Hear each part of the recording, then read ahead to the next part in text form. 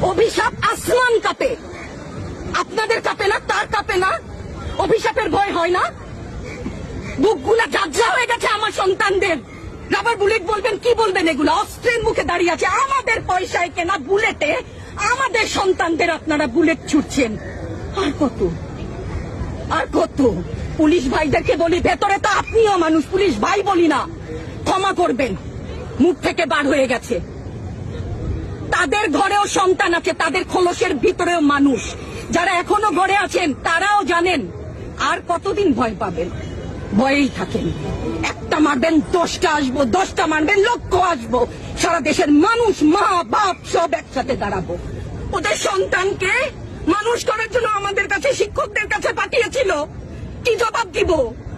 আমার তো কোনো মুখ নাই, আমি শিক্ষক, আমার ভাষা নাই। তাদের কাছে হাত জোড় করে মাপ চাই, নিরাপত্তা দিতে পারি নাই, নিরাপত্তা দিতে পারি নাই। মনে হয় রাস্তায় শহীদ হয়ে গেলে যদি এই লজ্জা আমার কিছুটা কাটে, ওদেরকে বলবার আমার কিছু নাই।